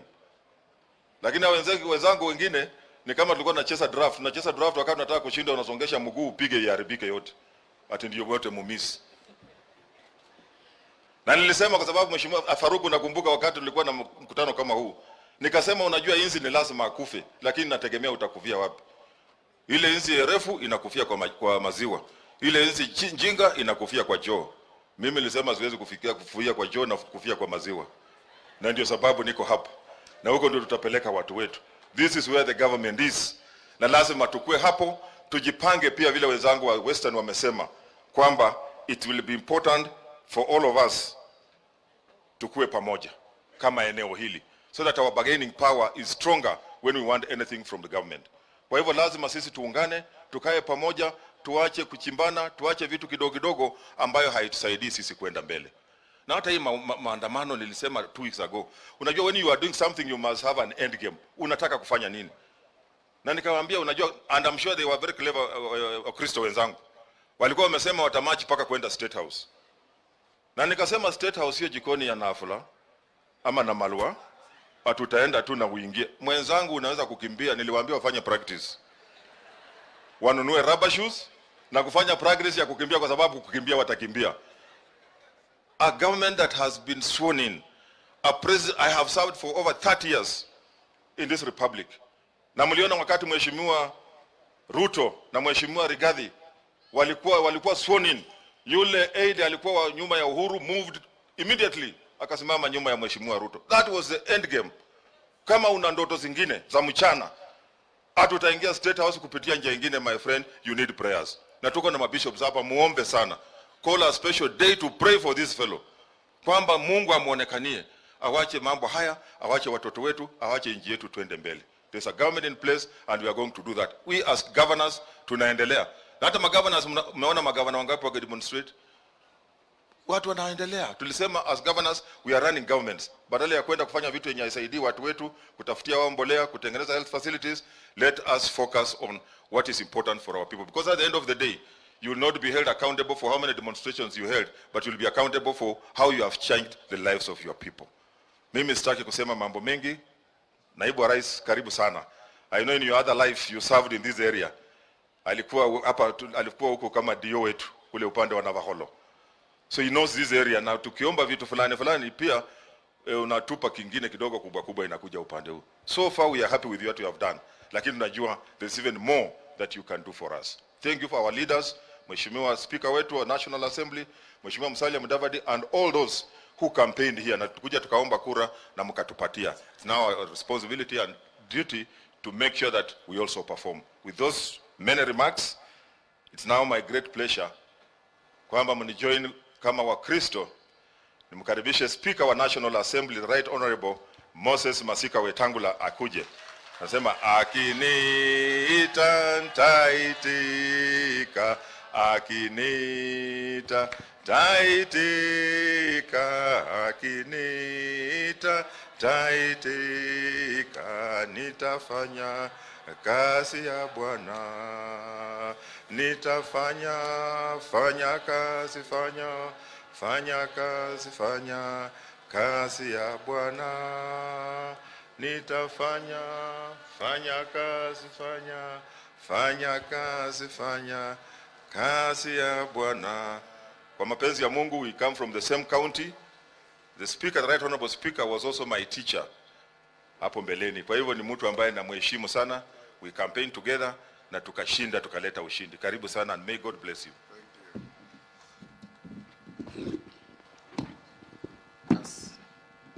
Asante sana my governor. Bwana Yesu asifiwe. Asifiwe tena. Mheshimiwa Deputy President, Mheshimiwa Musalia Mudavadi, Mheshimiwa Gavana wangu wa Bungoma, Waheshimiwa wabunge, Waheshimiwa MCS, Waheshimiwa wananchi watukufu, na hasa rafiki yangu Moses Malulu Ijendi na Faruk Kibet ambao mmefanya tukuja hapa leo. Yangu itakuwa machache. Kwanza ni kuwasalimia mlembe mno, mlembe swa, mlembe te, mlembe mia, mulimoyo. Tuko hapa kwa maombi, na ile maombi tumekuwa nayo ni ya kusaidia nchi yetu. Nchi yetu imekuwa na changamoto na lazima kila wakati tumkimbilie Mungu, kwa sababu Mungu ndiye anajua kila kitu. Hata Biblia inasema kabla hujazaliwa Mungu alikuwa anajua wewe ni nani. Tuko hapa kuombea nchi yetu. Maombi imetusaidia. Sasa mvua iko, wananchi wako mashambani, wanatekeleza jukumu kubwa ya kujenga nchi yetu. Na sisi kama viongozi tunakuja kuwahimiza tu wananchi kwamba hii safari ya kujenga nchi yetu ni ya sisi zote, na gurudumu la kujenga nchi litasukumwa na mwananchi na kiongozi with equal measure. Yale tunapanga kule Nairobi kutekeleza sheria na mambo ingine, lazima ile ya kusaidia mwananchi wa hapa chini. Tunataka amani, watoto wasome, mkulima apate haki yake, na nchi iende mbele, kwa sababu we cannot live by moving backwards. We can only live by going forwards. Kwa hivyo mimi naungana na wale wamesema hapa kwamba ile kura tulikampaign hapa, na nyinyi wa Kabarazi mnajua vile tulisunguka hapa na huyu Malulu Injendi wenu, rafiki yetu. Tulipiga marali mingi hapa ili kumuombea kama mtu wetu wa Kenya Kwanza ashinde kura, na akashinda. Tunasema hongera sana, murio muno. Hukupile kura umusoleliwe kumusalaba ino, alumusoleli umanyile kukenda ne babasye, alumusoleli umanyile kulia ne babasye, alumusoleli oli nende sina nisiye kuyeta bandu befwe. And Malulu, tutatembea na wewe, tutafanya kazi na wewe, tutahakikisha we make a difference to our people. Yale yote mnaona ya maendeleo itarudishwa nyuma kama tunafuata wale watu ambao wanataka kuharibu nchi. When you go to elections, there are only two outcomes, the winner and the losers. Na kama kila wakati mtu anashinda, yule ameshindwa anaanza fujo, we cannot have a country. Bandu befwewe no oyo mkhana, mala wasiyo yese enyo mkhana oyo, mala wo mkhana afukilo mube yoche na ye munju muo, mala kecha ne bajambasi buli nyanga na chukucha kama bale khunju, omenya bulayi kweli?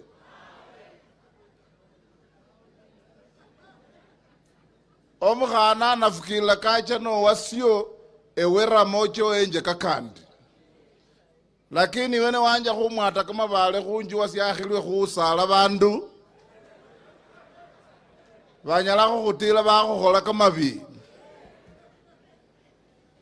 Saizi Rais William Ruto alishika Biblia na Rigathi Gachagua wakasema tunaapa ya kwamba tutailinda, tutahifadhi, tutaitetea katiba ya Kenya.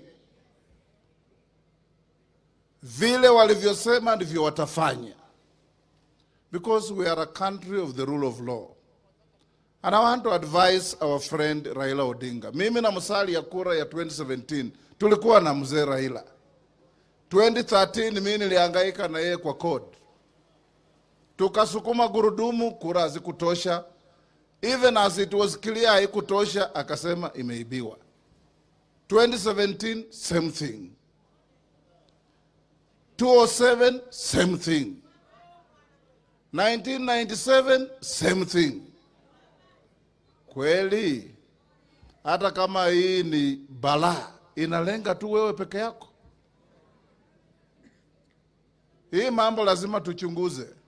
And I want to advise our brother Raila, because Kenya hii ni ya sisi zote. Sisi ambao tuko kwa serikali, tumekuwa upinzani na wewe. Relax my brother, relax. Wewe ulienda kotini, ukaambiwa hukushinda, ukasema sikubali lakini nitaheshimu. What you are doing now is the complete opposite of what you promised.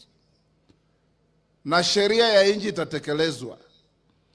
You must be now writing the final chapter of your legacy.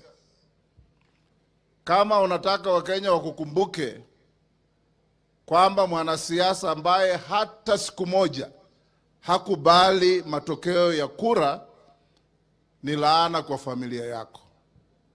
Una watoto watasimama kura, wajukuu watasimama kura. Don't give them a profile. Na vile hii maandamano inaendelea, ndugu zangu, watu ya Mlembe tunawatolea kofia. Tunasema hongera, focus on developing our country. Mvua imekuja, enda kwa mashamba tulime, tupande chakula. And Prime Minister, we want to tell you the only way of reducing the cost of food is by improving production, not by going to the streets with stones and sticks. It won't. Lazima tuelewane kabisa. And don't make too many enemies at the same time. Umetusi Ruto, unatusi serikali, sasa naona unarukia mabalozi. Jana nimeona unasema balozi wa Amerika sijui amefanya nini. Leave ambassadors alone. They're friends of Kenya. That's why they're here. And if they don't agree with you, it's because they know the facts. Wale mabalozi wote tulikuwa nao bombers of Kenya. Waliona what happened. They saw the outcome of the elections from Chebukati. That's why they are not interested in you if you don't know. Now you should know. And I want to urge the retired President Uhuru. You are the only retired president we have in Kenya today. Mzee Kenyatta babako alilala. Mzee Moi alilala. Mzee Kibaki alilala. Sasa wewe Rais Uhuru mstaafu, you should be the #1 elder statesman in Kenya who can call the country to order when things are going wrong. Why are you maintaining a conspiracy of silence? Why are you maintaining a conspiracy of silence? Why? Because you are conflicted. And because you are conflicted, you are compromising terribly your own legacy. When the history of Kenya is written, you will be in an ignominious paragraph at the end of the story. As a man who, when he was required to do something, did nothing. That's not good for you, my brother. Stand up and be counted. You will be the best ex-president of Kenya if today you go to the TV and say, Wakenya wenzangu, mimi nilimaliza kazi yangu, I left a peaceful country, I want a peaceful country. Raila, go back home. Sisi hatutafuatana na ile kelele inapigwa, tutatafuta mwenye kelele. And we know mwenye kelele. That is what we look for. And Kenyans don't want to have trouble. Hata juzi walipovamia shamba yako, I was one of the first to condemn it. Because we want to respect property of everybody in Kenya, even people we don't agree with. We want to make sure Kenya is peaceful. Na sisi watu ya Mlembe, David President, siyo mambo hatuko. And Prime Minister Raila Odinga is profiling his community for no reason. Because ukiona Kisumu, inawaka Jumatatu, inawaka Alhamisi. Inawaka Jumatatu, inawaka Alhamisi.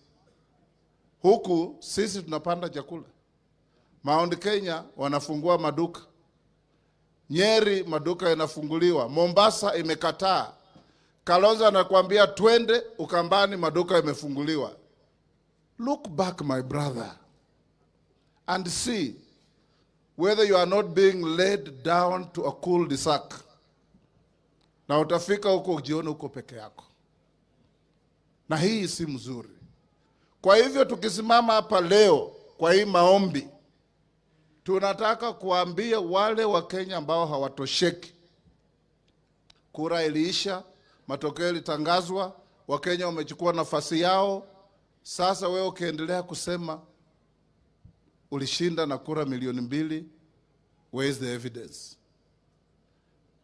Fungua sava. President Ruto under the constitution has no capacity or ability to either keep the servers or open them. The servers were opened on the instructions of the Supreme Court. Na iko kwa judgment yenye mawakili wako walikuweko. That knocks down your second argument. Your third argument, the cost of food. The cost of food will come down on production increasing. not on rioting and demonstrating. The next one, tunataka tuongee. There is no problem talking, but Honorable Raila Odinga, you must recognize the legitimacy of President William Ruto's government before we sit down to talk. If you say we are illegitimate, then we have no business talking to you. And I want to beg of our church people, because I saw you talking to Mheshimiwa Raila Odinga. We have no problem with that. Just tell him to recognize that we went to elections, you cast your votes, the votes were counted, they were tallied, results were announced, and a winner was declared. Once he agrees to that, we will go to talk to him anywhere and everywhere on anything and everything except the legitimacy of our government. Hivyo tu ndivyo itakuwa.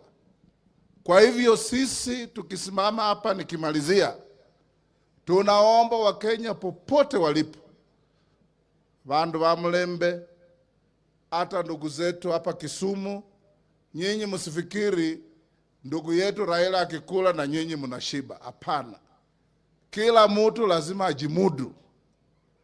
And a good leader everywhere in the world asks his people to live for him, not to die for him. We are hearing people saying, people will die for me. You are not a leader, you are a killer. People must live for you. And you must leave people better than you found them. Lakini ukisema mtakufa juu yangu, tutahesabu makaburi mpaka lini? Wacha nimalizie hapa kwa kuomba tena watu ya Mlembe. Hii maombi tumeanza Faruk, from here tuende Bungoma, tuende Trans Nzoia, tuende Busia, tuende Vihiga, ili jamii ya Mlembe, jamii ya Iteso, jamii ya Sabaot, sisi zote tunaishi upande hii, tujue ya kwamba we have no spare country, we have only one president at a time, and that president is William Samoei Ruto. Omanye, se mukevula Raila nakaho paliteki, na mwemwe villa, mukevulila, na mubole land scene. It will be noisy, it will be messy, it will be unhelpful, and it will have casualties. Munakumbuka? Sasa casualty amekuwa ni nani? Murio munowera mulinde ko.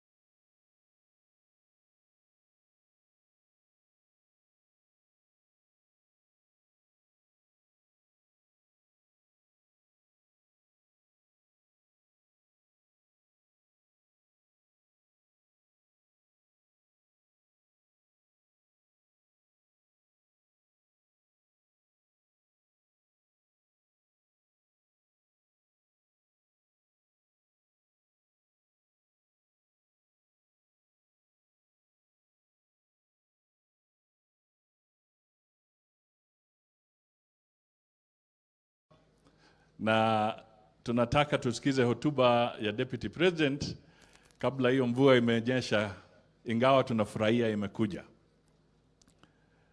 Lakini siwezi nikaenda mbali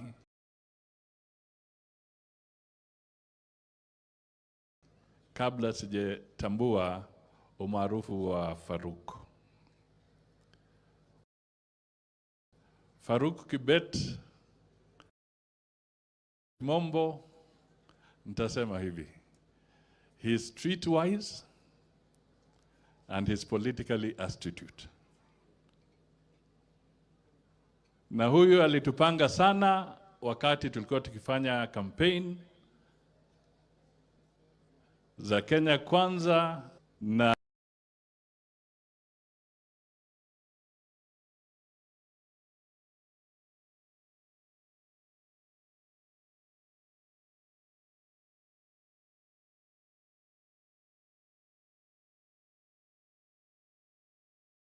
in support of the president and the Kenya Kwanza campaign.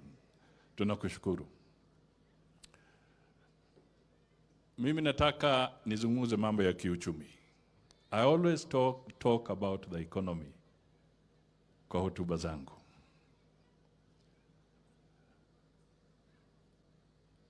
Kenya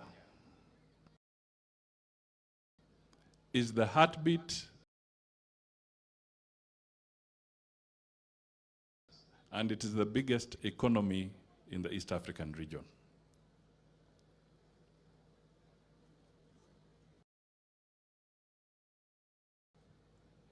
We are the gateway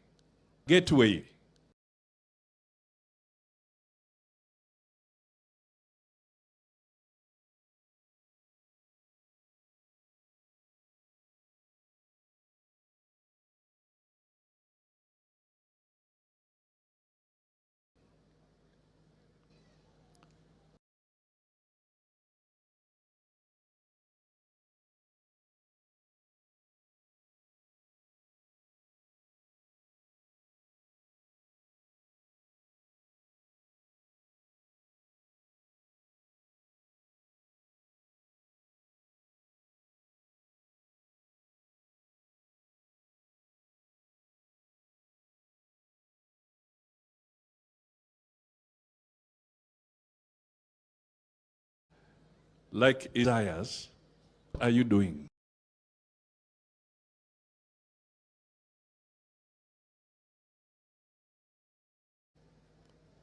Kwani ukizuia magari kutoka Hispania ama kwenda kule, Watanzania ndio walipiga kura hapa? Ama ni Wakenya walipiga kura? Sasa wewe unasumbua wafanyabiashara wa Tanzania, unawasumbua wana nini chako? Ukisumbua wafanyabiashara wa Uganda, wewe unasumbua, did they vote here or did they vote in their country? Why are you undermining trade in the East African region through your selfish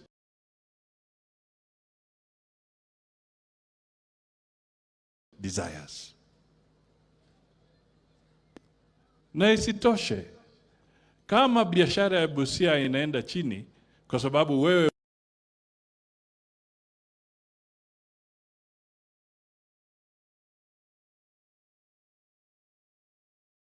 Azimio, you have no agenda.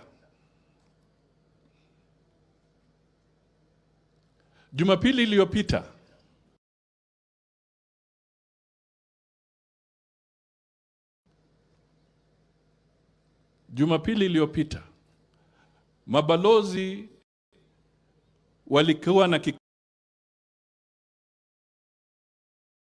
kikao na yeye 2.5 hours.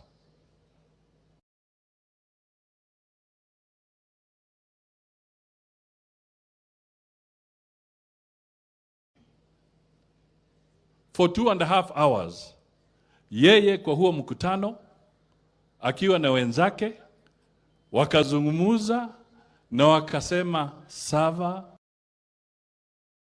ifunguliwe.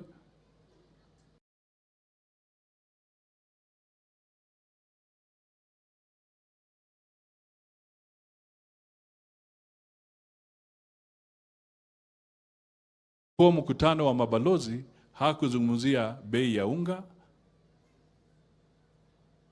hakuzungumzia mambo ya uchumi.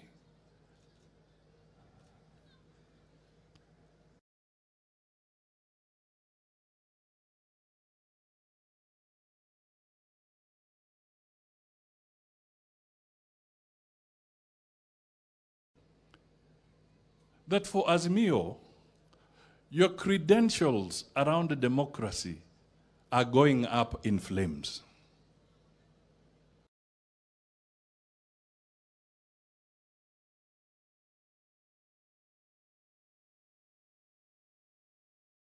Your credentials on democracy are going up in flames. What you are pursuing now is not democracy. What you are pursuing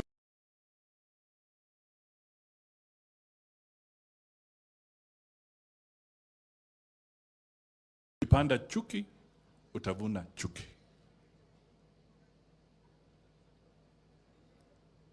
Ukipanda mahindi, utavuna mahindi. Ukipanda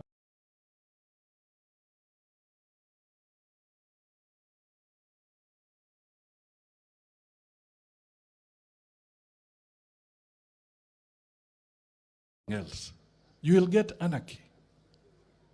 Ukipanda fujo, utavuna fujo. Kwa hivyo Wakenya tumechoka.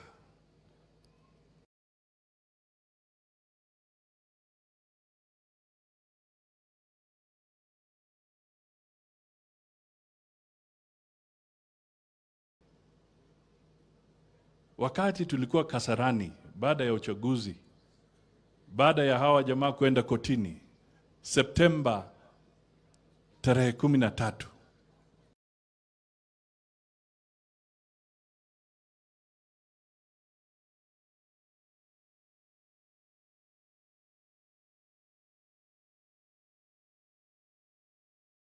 to Ruto, who handed over the sword of authority? Ni nani? Ni nani?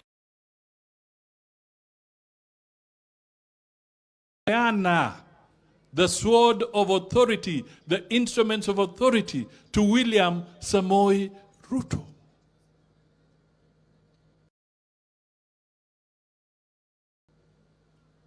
Raila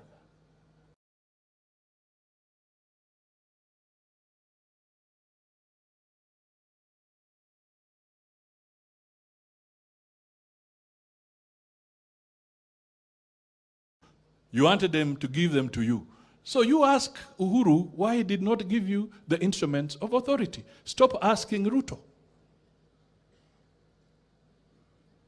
This is the message. Yeah.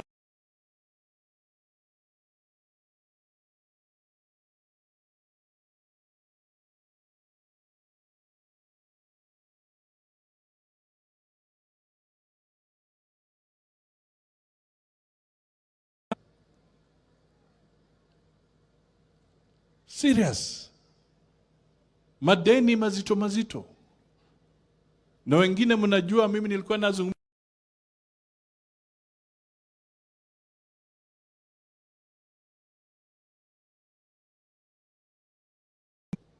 sasa hayo madeni ndio tunapambana nayo. Kwa hivyo sisi tunasema there is no business kwa hii mambo ya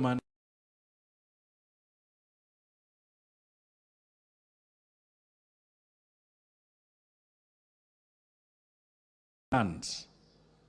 Slowly, people are getting tired. And you cannot say that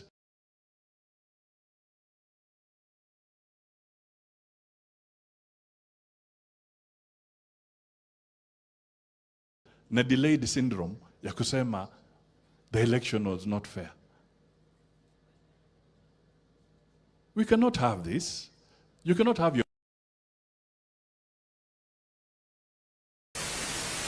Do not take Kenyans for fools. Do not take Kenyans for fools. We have to move forward. Na mimi nashukuru, the majority of the Kenyans have said they have no business with directionless politics. Wanataka wawe kwa rada sawa sawa, na rada ni kuhakikisha kwamba uchumi unafufuliwa, wakulima wanapanda, mahospitali ziko sawa, Sasa unafanya maandamano. What about the people who are taking patients to hospital? What grudge do you have with the ones who have to go and take their sick ones and loved ones to hospital? Munazuia wasifike hospitali. You cannot treat Kenyans like this. And the international community gave you a lot of latitude as Azimio leaders. The truth of the matter, for a long time, the international community gave a lot of latitude to Raila Odinga. But the reality now is that you can only take people along a certain path up to a certain point. After that, your true colors come out. And when your true colors come out, you must now realize the game is over. Kwa mambo ya media, help us. Help us. The freedom of the media must be protected and defended. But the media must also be responsible. You cannot be commentating like pundits, football pundits or soccer pundits. You know, mumekuwa na panelists. Wanasema sasa wamefika Kangemi, what do you think about that? Sasa wamefika Kibera, what do you think about that? Sasa wamefika, there's a stone being thrown. This is, are you a pundit for anarchy? Are you a commentator for anarchy? Where are the ethics? Where is the ethical attitude about the media?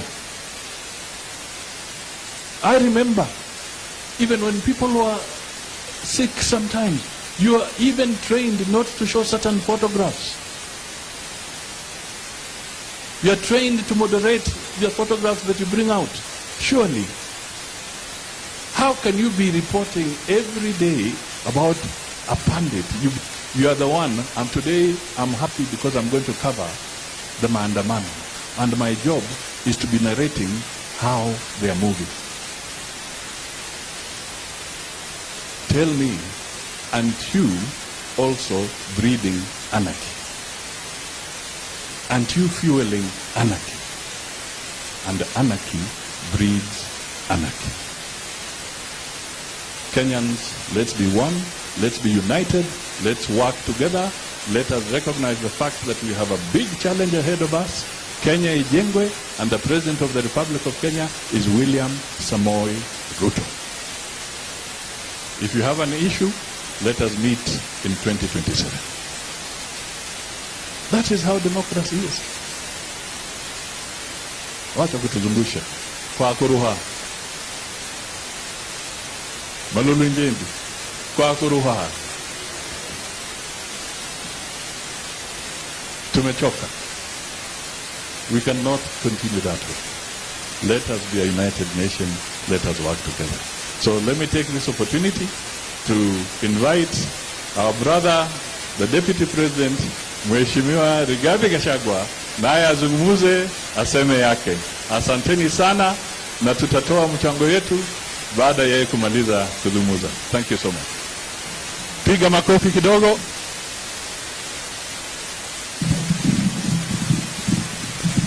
Kuzungumza. Thank you so much. Piga makofi kidogo.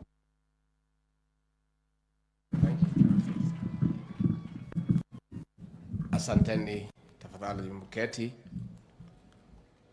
Waziri wetu mkuu, kinara wa bunge yetu ya kitaifa, governor wetu wa Bungoma, the leaders of the majority in the National Assembly and the Senate, viongozi wenzangu wale wamefika hapa, wakaaji wa Malava na Kakamega na Nandi na Uasin Gishu, Mulembe, Mulembe Fosi, Mulembe Te, Mulembe Mea, Mulembe Swa, Mulimoyo, Mulimaramu, Nisalimieni kwa hewa. Bwana Yesu asifiwe.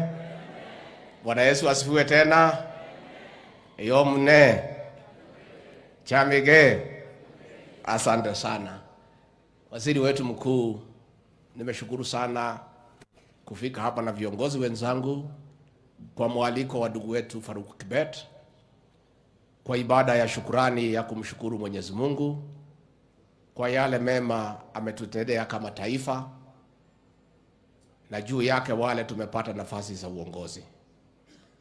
Tunashukuru Mungu pia kwa mvua ambayo umetusaidia kuzalisha chakula. Kwa hivyo viongozi wetu wa dini tunataka tuseme asante, tumefurahia sana kuwa hapa. Juu ya hayo, ningetaka nichukue nafasi hii kulete salamu ya kiongozi wetu, Rais wa Jamhuri ya Kenya, President William Samoei Ruto. Kwa niaba ya Rais William Ruto na mimi na timu yetu yote ya Kenya Kwanza, nataka nikiwa hapa Malava na majirani wa Uasin Gishu na Nandi wakiwa hapa, niseme tuna shukurani tele Rais na mimi na sisi zote kwa maombi yenu. Juu ya maombi mkatuongezea kura, tukapata uongozi. Nataka niseme asante. Waziri wetu mkuu, huyu kiongozi wetu Kibet Faruk ni jamaa muungwana na ni kiongozi ako mpango kababe. Ukiangalia mpangilio ya hii hafla, unaheshimu mipango yake, na vile tu hamwezi kujua, si hafla peke yake, zile hafla zote munaona rais na mimi kila Jumapili katika Jamhuri ya Kenya, mwenye kupanga ni huyu Kibet Faruk. Huyu Kibet Faruk ni mfanyikazi wetu, si mtu mkubwa sana kwa serikali yetu, mtu tu hapo, lakini ako na ujasiri mkubwa. Na katika safari yetu ya uongozi, Mwenyezi Mungu akituonekania na Wakenya wakitupigia kura, huyu Faruk Kibet alichangia kiasi kikubwa ushindi wa Rais William Ruto. Pigieni yeye makofi. Na kwa hivyo alitualika tukuje hapa kwa ibada ya shukrani. Tulikubali bila maswali, kwa sababu yeye ni mcha Mungu na ameweka mambo ya Mungu mbele. Na pia Faruk, na kupongeza kwa kuleta jamii pamoja. Hii ni njia ya kumsaidia Rais William Ruto kuunganisha jamii wote katika Kenya. Na kwa hivyo tunataka kusema asante. Mmeuliza mambo mengi, ile ya barabara Kipchuma Mukome na mejibu, na tutafuatilia. Mmeuliza ile mambo ya stima, huyu mbunge huyu wetu Malulu Ijendi, mtu ya nguvu, chuma ya zamani, utakuja kwangu ndio tufuatilie pamoja. Na ninataka pia nichukue nafasi hii kwa kupongeza watu ya Malava kwa kumchagua huyu kiongozi. Hata kama kuna pahali alikuwa amechanganyikiwa kidogo, karibu azame pale kwa ile mzee kitendawili, Mungu akamuonesha njia, na ndio wa leo ameleta serikali yote hapa. Kama angepotea njia ile, angekuwa sasa na sufuria juu ya kichwa akingangana na tear gas. Kwa hivyo watu ya Malava, huyu kiongozi tunamheshimu, tunampenda, ako na ujasiri, ako na maono ya kuendeleza maendeleo katika eneo hili la uwakilishi bungeni. Mambo ya bolea, mnajua tulipata bolea ikiwa shilingi 7,000. Ilikuwa imewekwa 7,000 na yule rais aliondoka wakiwa na ndugu yake yule mzee wa maandamano.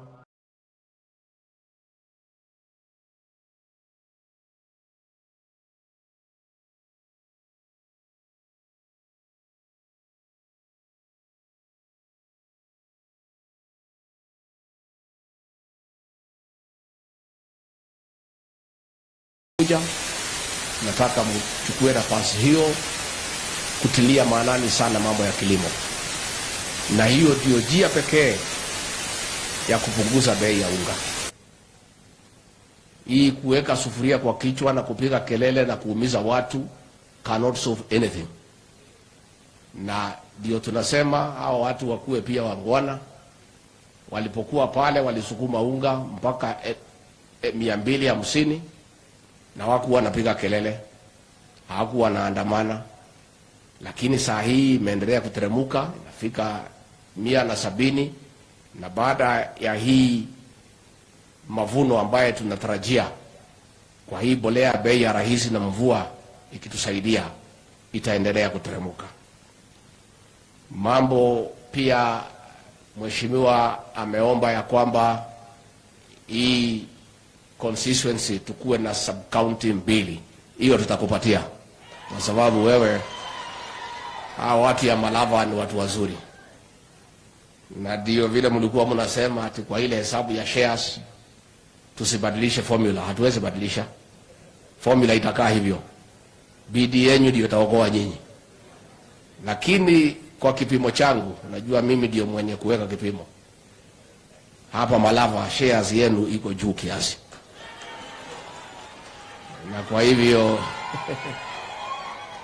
na kwa hivyo mtaendelea kuvuna, na hiyo ni msimamo wangu na iheshimike pia, kwa sababu ni maoni yangu ya kwamba wale walipanda wapewe nafasi wafune, wale walipanda zaidi wavune zaidi, wale walipanda katikati wavune katikati, wale walipanda chini wavune chini. Lakini tunataka kuuliza jamii ya Mlembe, tukiwa na heshima kubwa kwa hao viongozi wawili, waziri mkuu na huyu kinara wetu wa bunge, tunatambua nyinyi kwa sababu ya ile msimamo mlichukua, mukapiga hesabu ya siasa na mukaamua kama viongozi hamwezi peleka jamii kwa upinzani.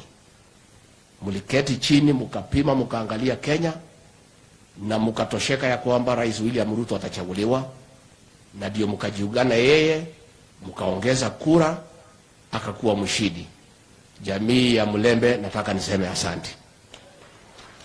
Going forward, we request the Western region hii ya 2027. William Ruto alishinda hao wakiwa nje. Walikuwa na kila kitu, machief, police, system, deep state, pesa, hata ile ya wizi ya COVID, hiyo yote walikuwa naye. Rais William Ruto akagonga hao 9-0. Sasa akiwa rais 2027 si mteremko? Kwa hivyo ni mzuri jamii ya Mlembe, chini yao viongozi wenu, mketi chini, mujipange na hii serikali na kuja. Shares yenu kwa hii serikali muongeze marudufu, mara 3 mara 4, mkaribie sisi watu ya mlima. Hata kama hamwezi fikia sisi, mtajaribu. Ama mtatufikia? Mujipange na hii serikali. And leaders have a responsibility to guide communities. And these 2 leaders, we must give it to them. They did a critical analysis of the situation and made the right decision to guide a community into the right direction. And going forward, we urge this Western region to make a conscious decision and move into government en masse.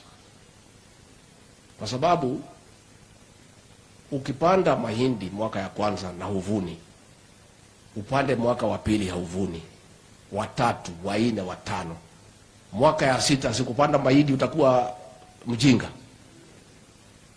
This region has invested kwa hii mzee ya maandamano for as long as we can remember, but hakuna kitu ya kuvuna. It is the time to have a paradigm shift. Tuachane na hiyo mzee, aende retire, mujipange na Rais William Ruto, na huko mbele you get this community in mainstream government so that the region can reap maximum development needs, na tuweze kuendelea hapo mbele.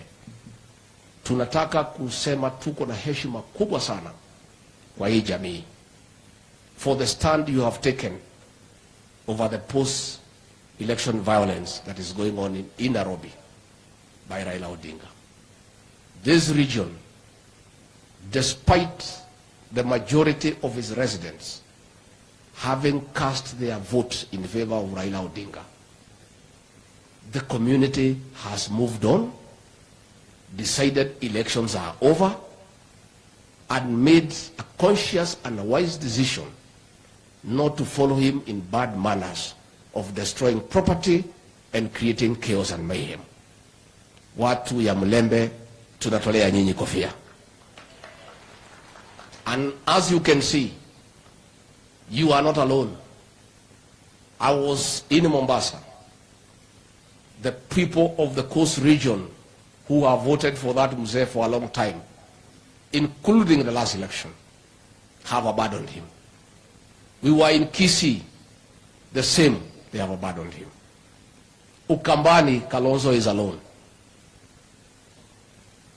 That mzee has profiled his community negatively. That one community is the only community creating chaos and mayhem against the rest of Kenya. It's unfair to his community that has supported him to a man for as long as we can remember. To have that community to be seen negatively as destroyers of property, as chaotic people, as people who have no time for productive engagement. And we are asking the people of that region to also call themselves to a short meeting and analyze what gain is there in following somebody who is pursuing selfish agenda at the expense of the image of the community and at the expense of development. And let me tell you, huyu mzee wametutumania na akina Uhuru, they sent emissary to us. Hii maneno ya unga ni kisingizio. This whole thing has nothing to do with unga. It is wanting to come and sit with us to negotiate their entry into government. And we are saying, once bitten, twice shy. Raila Odinga has perfected the strategy of causing havoc, unleashing violence, having people killed, destroying property. Then he is called to the table to negotiate. For 3 times he has gotten into government through blood, through destruction of property. President William Ruto and I, on 13th of September last year, before God and before man, took the Bible with the entire world watching and swore to uphold and defend the Constitution. We have told their emissaries, we have no intention and no capacity to violate the Constitution. It will not happen. So the issue of nusu mkate government, the issue of handshake, is non-negotiable. Nevertheless, if they stop their bad manners and call of violence, we can have a sitting with only one agenda. One, to discuss the exit of Raila Odinga from the Kenyan political space and permanent retirement. That is the only agenda that we can discuss. They can continue causing havoc and mayhem for as long as he wants. But I want to assure the people of Kenya today from Kakamega, tomorrow, nobody, I repeat, nobody will be allowed to destroy property anywhere in the Republic.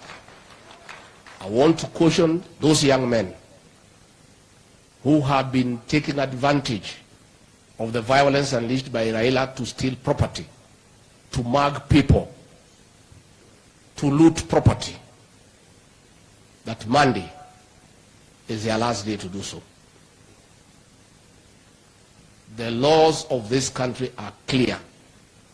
This is no longer demonstrations. This is post-election violence, mugging, theft, robbery, including robbery with violence. Those are felonies. If they care to look at the penal code, the consequences are extremely heavy. Monday, the government of the Republic of Kenya will assert its authority in protecting life and property and upholding the rule of law. I'm just giving that caution to those young people that it is not going to be business as usual. It cannot happen, and it will not happen because it is wrong, it's immoral, it's unacceptable. I want to say, Raila Odinga, you are accusing the international community of abandoning you. You are out of order. Nobody has abandoned you. The international community have now known you. They did not know you. You have been exposed. The year before, they thought you are a Democrat. You are a human rights crusader. But the events of August 15 at Bomas of Kenya, where all the ambassadors were present, as the public portal was displayed, and they added the votes, and they were convinced that William Ruto won fair and square. The issues you are now raising, the international community has told you off, and you have been exposed. Now you are crying, oh, these people have abandoned us. For your information, America is the world's largest democracy. It is insulting to the American government for Raila Odinga to ask them to help him undermine democracy in Kenya. It's not possible. As Raila Odinga was running amok in the streets of Nairobi, in Mukuru Kayaba, in Maradaima, President William Ruto and the American ambassador, Meg Whitman, were having a serious conversation with over 200 investors where a deal for 80 billion shillings investment in this country was concluded. You are now asking the American ambassador to abandon discussing investment for the benefit of this country to come and support you in destroying property. It will not happen. We want to urge the international community, please ignore that old man. Now that you know him, much as he had misled you before, now you know him. He's just a man who has gotten whatever he wants through violence and anarchy. And now that he's exposed, that sorts out the matter. Leave him to us. We'll sort out the other issues with him locally here without your involvement. Nikimalizia, niseme ya kwamba I want to talk to my elder brother and friend, President Uhuru Kenyatta. I have sent you a message through your emissary. Please, if you want to talk to us because you don't want to pay taxes, if you want to talk to us so that you don't return the money that you put abroad, you don't have to cause violence through Raila Odinga. You can call us for an honest conversation, and then we can discuss whether you pay tax, whether you don't, how, nini, tunaweza kubaliana. But it's also good for me to tell you, as you finance violence, violence is unpredictable. Many times, it comes to consume the financiers. Those young people you are sending to loot property and paying them, when they are through with looting property for the small people and there is nothing remaining, you know what they will do. I'd like you to take time, President Uhuru Kenyatta and Raila Odinga, if you have time. You read the history on the French Revolution of 1789, if you have time. As the revolution was going on, the peasants decided that the bourgeoisie and the aristocracy should be beheaded. And they started beheading them. Along the way, people were getting impatient that the beheading was too slow and they were craving for blood. A man called Robespierre, to sort out that issue, created a machine called the guillotine. And with that machine, the protesters were able to behead people very quickly. And as they beheaded more and more people, they became impatient. The machine was too slow. They wanted a quicker machine.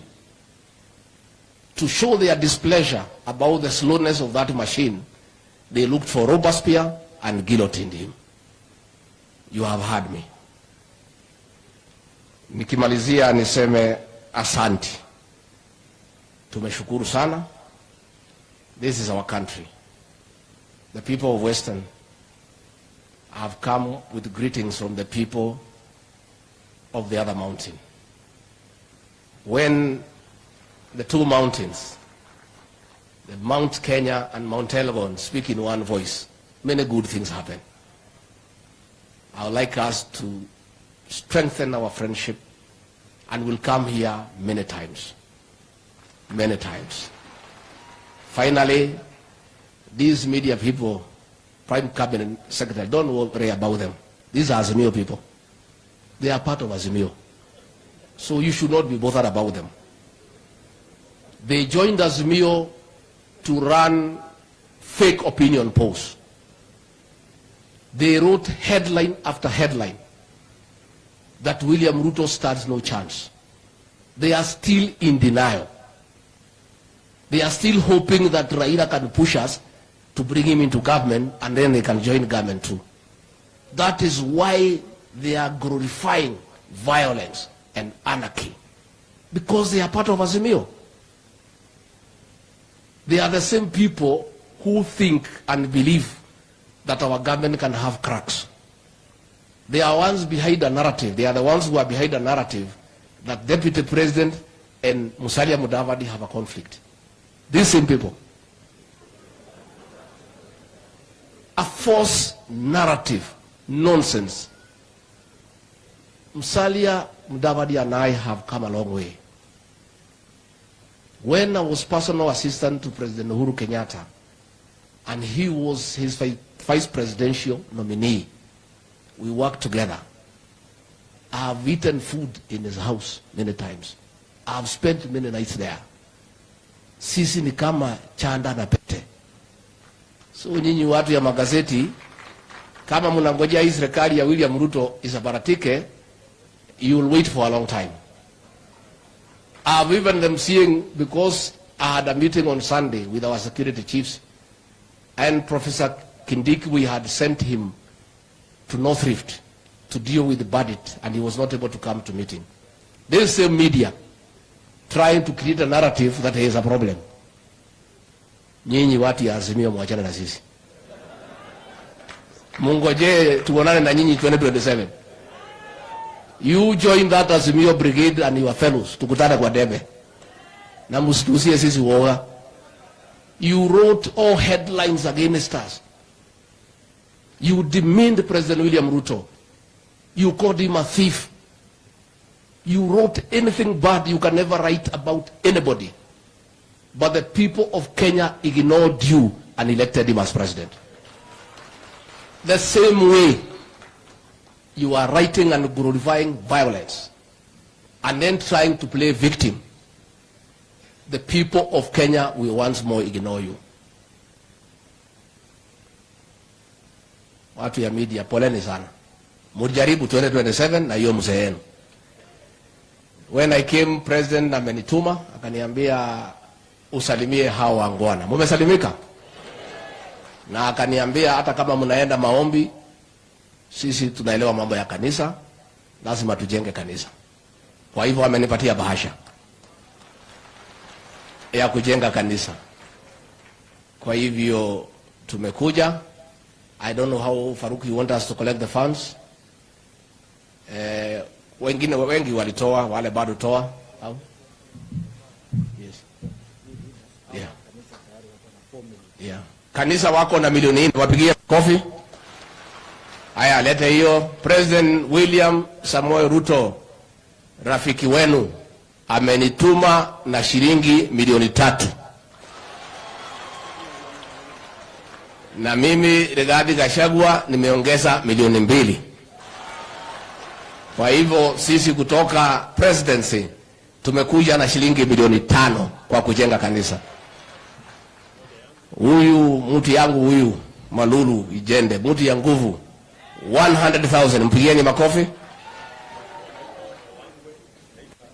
Mheshimiwa Naika Johnson, rafiki yangu, 80,000, pigieni makofi. Mheshimiwa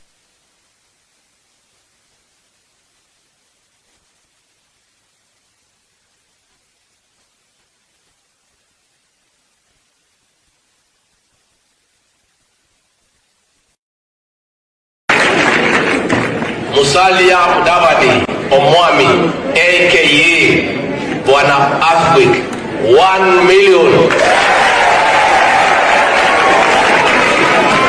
Papa wa Roma, Speaker wetu wa National Assembly, mtu ya kizungu mingi, 600,000, pigeni makofi. Janet, mheshimiwa wetu wa Tambo, 100,000. Jana wetu Kimani Ichung'wa,